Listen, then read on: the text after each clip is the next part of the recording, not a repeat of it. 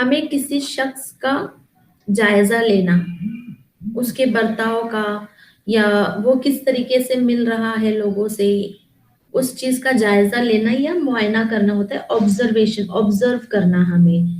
ठीक है, dictionary meaning ये है, अगर आप गूगल पे देखेंगे तो ये मीनिंग है, इट इज एन एक्शन और प्रोसेस ऑफ क्लोजली ऑब्जर्विंग। देखिए, एक चीज होती है जस्ट देखना और एक होता है ऑब्जर्वेशन करना। तो मतलब बहुत क्लोजली हम उसको ऑब्जर्व करेंगे या मॉनिटर करेंगे फॉर समथिंग, कोई भी चीज हमें जो देखनी है। फॉर एग्जाम्पल, अगर मैंने आप लोगों को असाइनमेंट दिया और मैंने कहा कि आप लोगों को यहाँ पे आके प्रेजेंटेशन देना है, सेमिनार प्रेजेंटेशन देना है, तो मैं यहाँ पे क्या देखूंगी? आपने कैसे कपड़े पहन के आए हैं वो देखूंगी, आपने कैसे जूते पहने हैं, आपने कैसे बाल बनाए हैं, आपने कौन से पेपर पे लिख के लाया है, मैं वो सारी चीजें देखूंगी। या मैं ये देखूंगी कि आप कितने अच्छे से पढ़ा रहे हो, आपका जो कंटेंट है वो कितना अच्छा है, कितना वैलिड है, कितनी एग्जाम्पल दे रहे हो। मैं क्या चीज देखूंगी यहाँ पे बताइए? आपका कॉन्फिडेंस है, ये सारी चीजें देखूंगी, राइट? पढ़ाने का तरीका मैम। पढ़ाने का तरीका, किस तरीके से पढ़ा रहे हैं, सारी जो स्किल्स होनी चाहिए। अगर मुझे आप लोगों का लेसन प्लान देखना है तो मैं क्या देखूंगी वहां पे? सारे जो टीचिंग प्रैक्टिस, माइक्रो टीचिंग के सारे जो स्टेप्स हैं वो आप फॉलो कर रहे हो या नहीं कर रहे हो, मैं ये देखूंगी। या मैं ये देखूंगी कि आज आपने कौन से कलर के कपड़े पहन के आए हैं, ये थोड़ी ऑब्जर्व करना है मुझे। मुझे ऑब्जर्व तो ये करना है कि आप किस तरीके से पढ़ा रहे हो, राइट? तो ये सिचुएशनल में अलग अलग होता है। अगर मानो कि मैंने आप लोगों से कहा कि कोई मैथ्स के जो स्टूडेंट है या जो साइंस वाले हैं वो वर्किंग मॉडल बना के लाइए, राइट? तो फिर मैं यहाँ पे क्या ऑब्जर्व करूंगी? आपके वर्किंग मॉडल को, ना कि आपको। आप कैसे बैठे हो, आप क्या कर रहे हो, आपके बाल कैसे, आपके कपड़े कैसे हैं, वो थोड़ी ऑब्जर्व करना है। मुझे तो ये देखना है कि आपने वर्किंग मॉडल कितना सफाई से बनाया है और वो वर्क कर रहा है या नहीं कर रहा है। तो यहाँ पे एक खास सूरत ये है कि मुझे वर्किंग मॉडल देखना है। पहले वाली एग्जाम्पल में खास सूरत या सिचुएशन ये थी कि मुझे आपका सेमिनार प्रेजेंटेशन देखना है।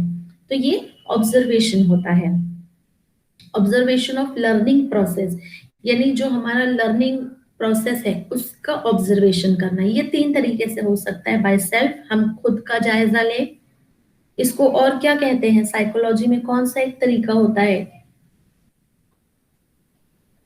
जिसमें इंट्रोस्पेक्शन। इंट्रोस्पेक्शन? वेरी गुड, मतलब खुद का जायजा लेना कि भाई हमने कितना सीखा है और हमने कितना नहीं सीखा है। बाय पियर्स, मतलब हमारे जो साथी है, अगर आप टीचर हो तो आपके साथी टीचर से, अगर आप तुलबा हो, स्टूडेंट्स हो, तो आपके जो साथी है, आपके जो साथ में स्टूडेंट्स हैं, उनके जरिए भी हमारा ऑब्जर्वेशन होता है लर्निंग प्रोसेस में। और सबसे इम्पोर्टेंट जो है वो टीचर के जरिए भी होता है। तो पीयर ऑब्जर्वेशन क्या होता है? जैसे कि मैंने बताया कि it observing each other practice and learning from one another, यानी जो हमारे साथी होते हैं एक दूसरे का मुआयना करना, जायजा लेना या उसका मुशाहिदा करना। जब आप लोग टीचिंग प्रैक्टिस कर रहे थे तो देखिए, हम जब फर्स्ट टाइम आप लोग आए होंगे तो शुरू शुरू में जब स्कूल विजिट होती है तो हम क्या कहते हैं कि ऑब्जर्वेशन के लिए हम जा रहे हैं। ऐसा थोड़ी कि आपने बीएड में एडमिशन लिया और आपने कुछ भी नहीं सीखा और आपको बस दे दिया गया जाओ स्कूल में, जाओ लेसन प्लान बनाओ। पहले तो आप ऑब्जर्व करोगे ना। क्या ऑब्जर्व किया था आपने कि जो आपके जो सीनियर टीचर है वो किस तरीके मैम से हम लोग लेसन को प्लान नहीं बना रहे भेजा हैं? गया ऑब्जर्वेशन में। हम लोग ऑब्जर्व नहीं ऑब्जर्व किए, के लिए नहीं दिया गया डायरेक्ट था मैम। हम लोग जाके पढ़ाने के लिए टीचिंग के लिए भेजा गया, डायरेक्ट टीचिंग के लिए। पढ़ा के आओ। ऑब्जर्वेशन के लिए नहीं गए थे आप जो लोग? मैम आप बोल रहे हैं ना, नो डायरेक्ट मैम, ही पढ़ाने डायरेक्ट भेज दिया गया टीचिंग था। के लिए। माइक्रो टीम था मैम। तो फिर ये माइक्रो शायद ये ऑब्जर्वेशन एमएड वाले करते हैं। नहीं नहीं, बीएड वालों ने भी किया है, सॉरी डीएलएड वालों ने भी किया डीएलएड है। वाले को तो यस आप मैम, लोग, हमारे सीनियर गए थे मैम। हमारे जमाने में खत्म हो गया ऑब्जर्वेशन। अच्छा, सेल्फ लर्निंग आ डीएलएड वाले भी गई। कहते हैं मैम, तो वो उसको भी पढ़ाने के लिए देखिए, कहा गया था कि आप डीएलएड लोग वाले पढ़ाई में आओ। जो होता है ना, तो फर्स्ट नहीं, पढ़ाने के लिए कहा गया है वहां पे स्कूल में, जो कहा गया है वो एक अलग है। ऑब्जर्वेशन क्या होता है, हम ऑब्जर्वेशन पे जब जाते हैं तो हम ये देखते हैं कि भाई हमारे सीनियर स्टूडेंट्स जो है या जो हमारे सीनियर है वो किस तरीके से पढ़ा रहे हैं, कैसे टीएलएम बना के आए, तो फिर हमें भी एक आइडिया आता है कि हमें कैसे करना चाहिए। ठीक है, अगर उन्होंने ऐसा कुछ पढ़ाया है, बच्चे थोड़ा क्लास में शोर शराबा कर रहे हैं, तो हमारे सीनियर किस तरीके से बच्चों को क्लास में हैंडल कर रहे हैं, तो हमें भी ऐसे ही करना होगा अगर ऐसी कोई सिचुएशन आई करी तो ये क्या होता है, it helps to improve the practice to promote students learning better. ये भी एक चीज सीखना है कि सिर्फ हमें ये थोड़ी सीखना है कि भाई ये 5 माइक्रो टीचिंग होती है, लेसन्स के ये स्टेप होता है, लेसन ऐसे बताना है, क्लास में जाना है, पढ़ा देना है, बच्चे शोर करते रहे, कुछ भी करते रहे।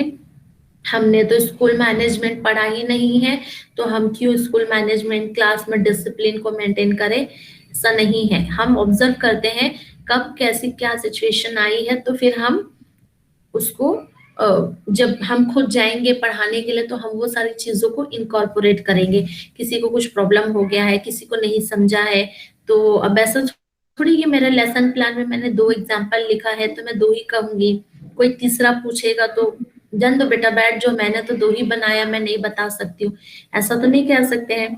तो जो छोटी छोटी चीजें होती है, खास खास चीजें होती है, ये हम ऑब्जर्व करते हैं to promote the learning in a better way. Is it clear?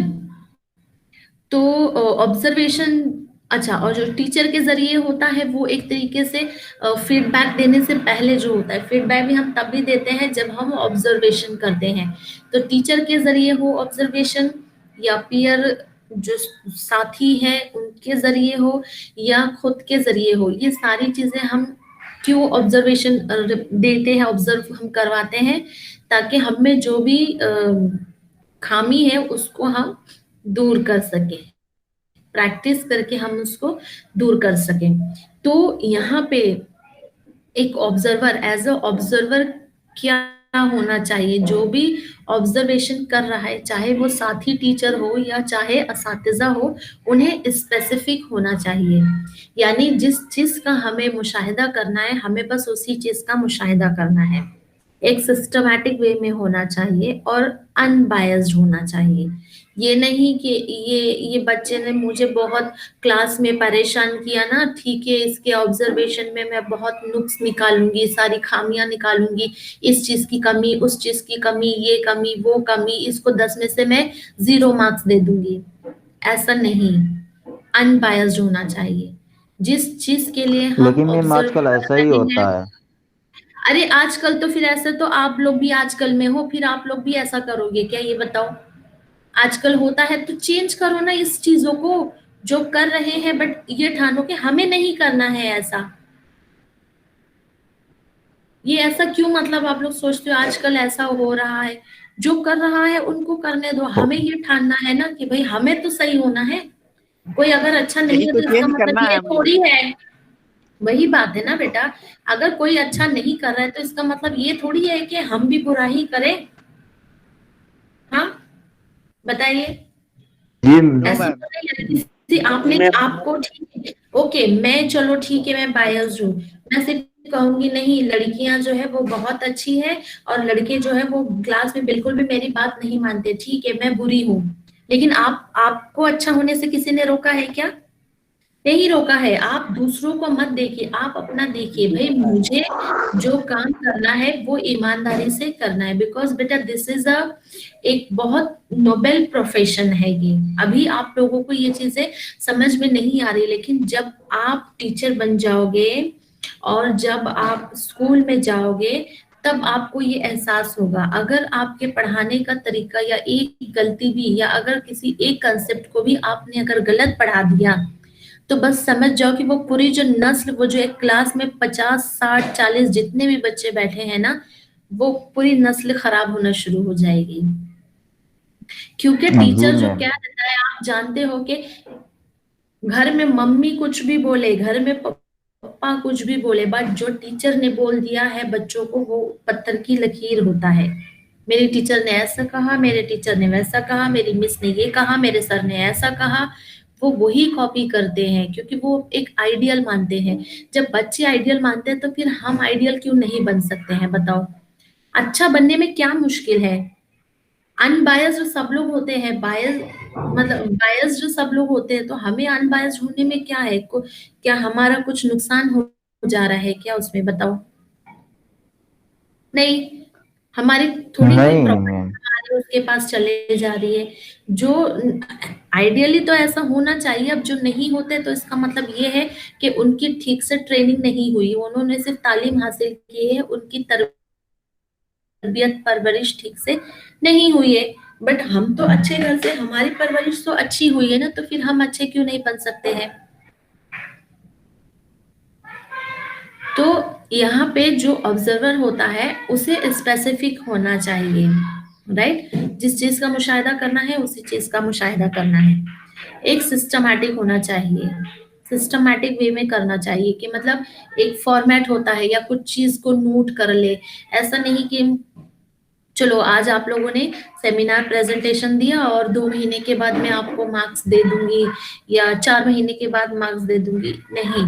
आज मैंने आपको ऑब्जर्व किया और मुझे आज ही आपको अगर नोट करना है, आपका कोई क्वालिटेटिव में क्वांटिटीज में नोट करना है, तो 10 में से मैं कुछ 8 7 6 10 जो भी आपने जैसा किया है वैसे मैं उसी का वक्त उसी में आपको दूंगी। ये सिस्टमैटिक होता है और प्लस अनबायस्ड होना है।